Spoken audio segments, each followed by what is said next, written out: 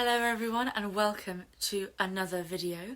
My name is Lizzie and today you're joining me and my new haircut as we discuss my very ambitious March TBR.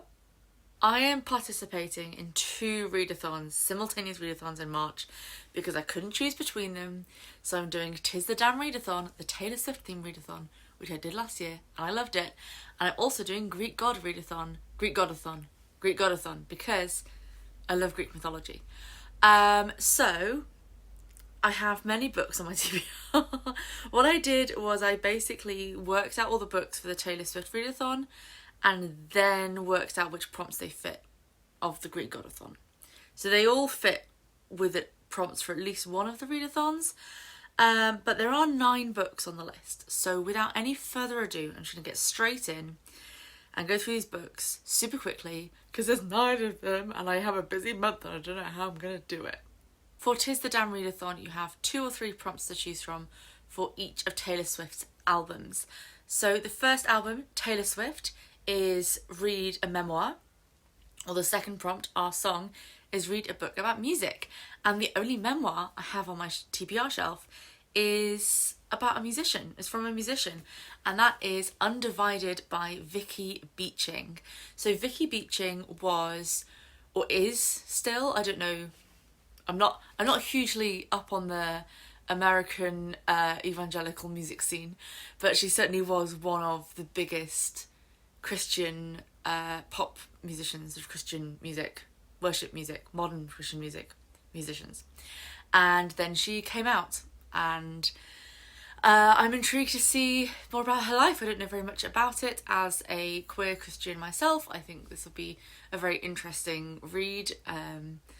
I've been a bit apprehensive about reading this for a long time, because obviously, you know, I don't know how much of it is going to be very similar to very personal experiences I have had, but I think the time is right for me to read this. I'm also reading this for my non-fiction book of this month. The next Taylor Swift album is Fearless, and I am choosing the prompt for 15, which is to read a YA book, and I will be reading Cemetery Boys by Aidan Thomas. I'm also reading this for the Buzzwordathon prompt this month, which is a location, and a cemetery is a location. It took me way too long to figure out I could use this book for this prompt. But I'm so excited to read this book. Ever since it first came out and I heard about it, I was like, this sounds right up my alley. And I got it for Christmas. The Christmas just gone, so I'm very excited to read this. This book follows a young trans boy who is part of the Latinx community, and he goes to prove himself as the man that he knows that he is, and accidentally lets some spirits loose at the graveyard. So many things, tick so many boxes for me. So excited. For Speak Now, I'm actually going for the third prompt, which is to listen to an audiobook. Audiobooks are the way to complete readathons, people. Best way to do it. Mix your media so you can read multiple things at the same time. Easy, that's my top tip for you. So for Speak Now, I'll be listening to the audiobook of This Is Going to Hurt by Adam Kay. There's a new BBC series based on this book, which I recently watched and really enjoyed. So I thought this would be a good way to read the book. It's a darkly comedic memoir on life as a junior doctor in the NHS in the early 2000s. And I kind of didn't have a huge amount of interest in reading it because, apart from Call the Midwife, medical dramas aren't really my thing. I'm quite squeamish. But I did see some interviews with Adam Kay, and I thought, if it's an audiobook, because it's a memoir, he's a comedian, he'll be reading it himself, I think it will be more entertaining. So I downloaded it and I'm looking forward to listening to that one. Next we have Red, one of my favourite Taylor Swift albums, and this is a very easy prompt, a book with a red cover, and for this I will be reading The Hemlock Cure by Joanne Byrne, which has been sitting on my NetGalley shelf for a very long time. This is set in Eyam, a small village in Derbyshire during the plague, and involves witchcraft and girl power stories in historical tragic fiction, lots of things that I enjoy, am interested in, etc. I did read another book about the plague a few months ago and set again in Eyam. I visited Eyam a lot growing up, so I have weirdly fond memories of going to the Plague Village, I guess, and their very strange museum. So I'm looking forward to reading more fiction set in a place that I've been. Next up, 1989, a book with a number in the title.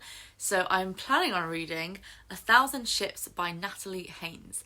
Now I do have a few other books on my shelf that fulfill this prompt, but this is the one I've got on the list for now. I can always switch out if I'm not in the mood for this one when I get there. Now, we all know Greek mythology, mythological retellings. It's my jam.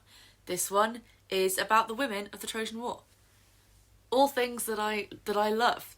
Specifically the Trojan War, female-led retellings of mythology and fairy tales and folklore, etc.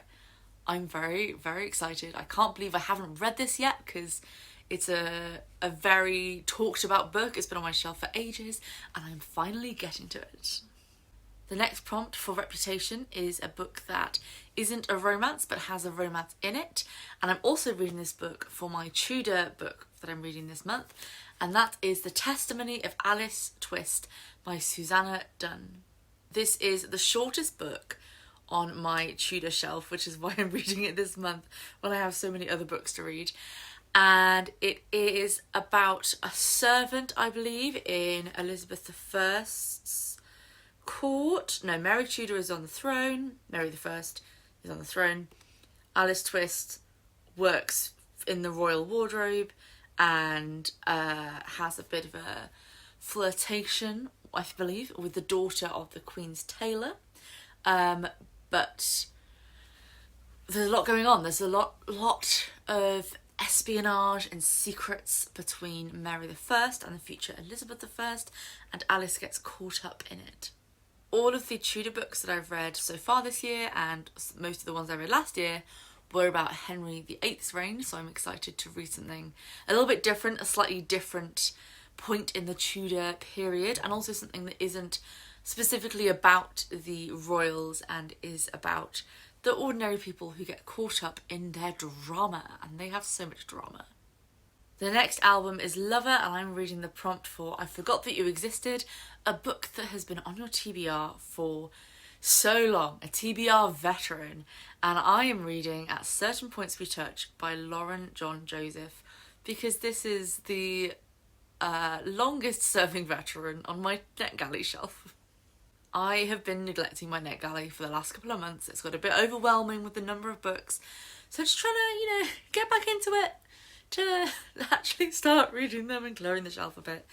And I honestly don't really remember very much about this. I think when I requested it, I got the sense that it was like queer literary fiction.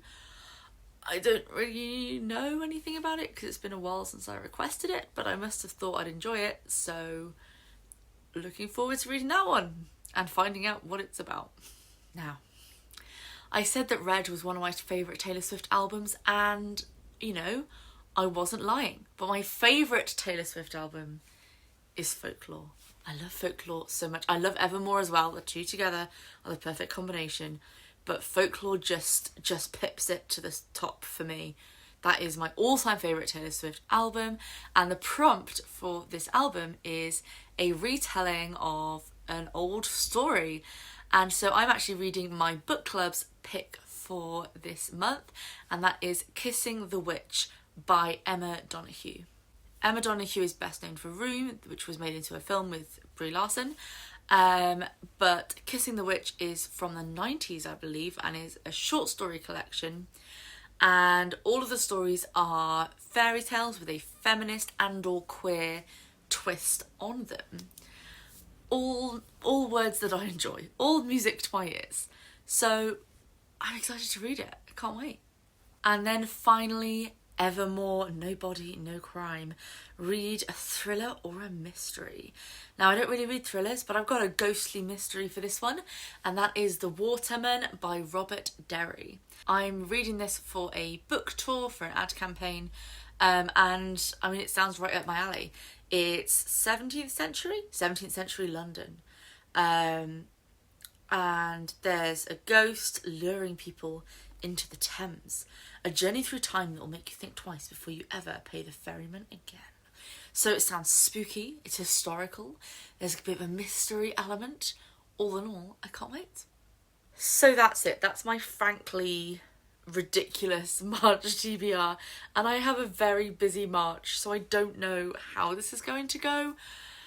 But we'll see. We will see. Thank you very much for joining me today. If you are participating in any of these readathons, which I will have linked down below, then let me know. And let me know in the comments what you are planning on reading in March. If you enjoyed this video, give it a like, and I will see you next time. Ta-ra for now.